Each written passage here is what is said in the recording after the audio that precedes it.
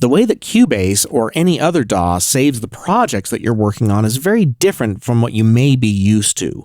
For example, if we were to start a new Pages document, and let's add some stuff to this document. Let's start with this very cute picture of my dogs and me, and then I'm going to, underneath that, add a table, and then I'm going to add some stuff to that table, so A, B, C, D, and also 1, 2, 3, 4, and then I'm going to add some text underneath that. Here is some text. Then I'm going to save that document onto my desktop, and I'm going to just call that Pages Doc. And then I'm going to close it.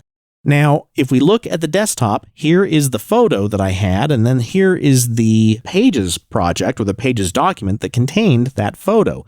But I'm going to throw the photo away. I'm going to drag that to my trash, and I'm going to throw it away. And then if I load that document again, that Pages document, you'll see that all the stuff is still there. That's because most programs like this save all of the elements inside of one file.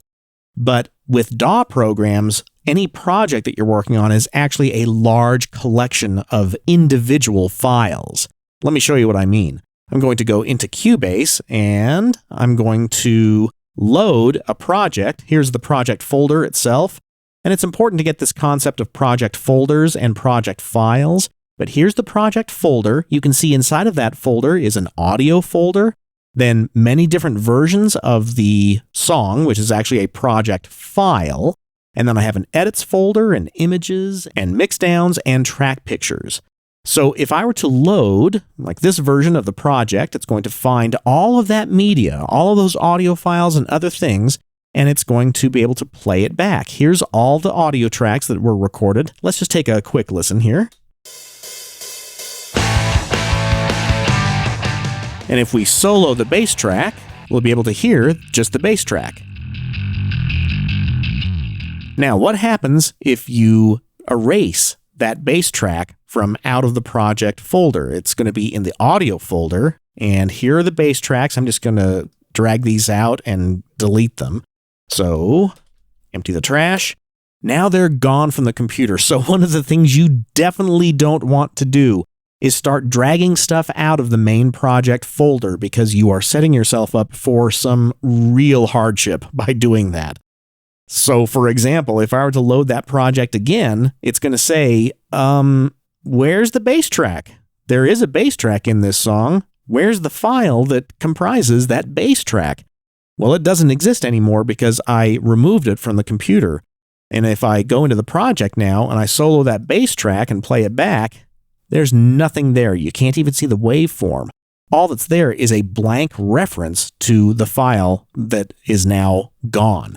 So I'm going to recommend that you really pay attention to when you're starting a brand new Cubase project. Let's go through it.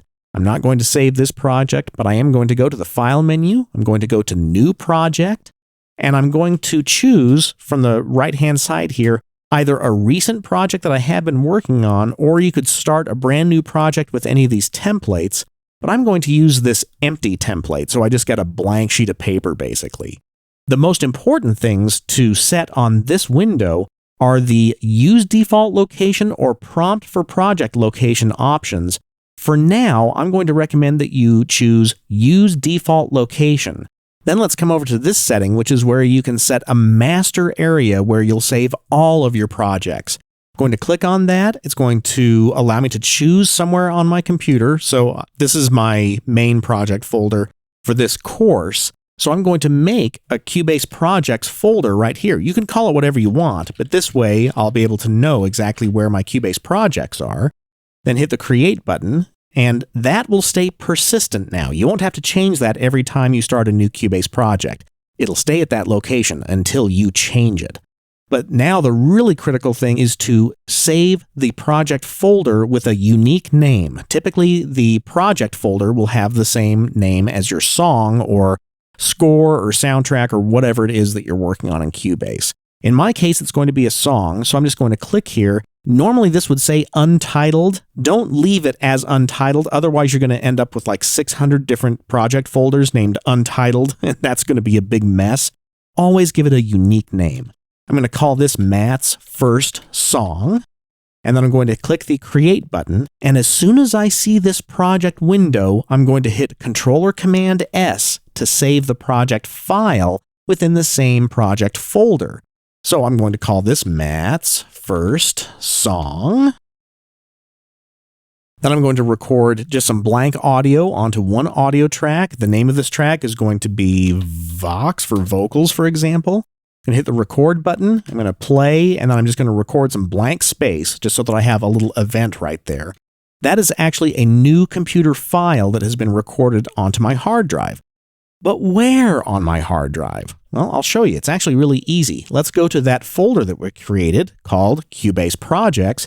Here's Matt's first song is the project folder, and inside of that is the project file that we saved, along with a couple of new folders that Cubase created for us, including the audio folder.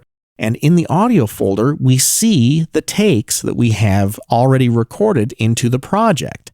So it's really important that you don't go into the project folder and start just dragging stuff out and erasing it, because if Cubase can't find it, it means that your song won't play back properly. So always use this method for creating your brand new Cubase projects. And next, let's talk about the project window.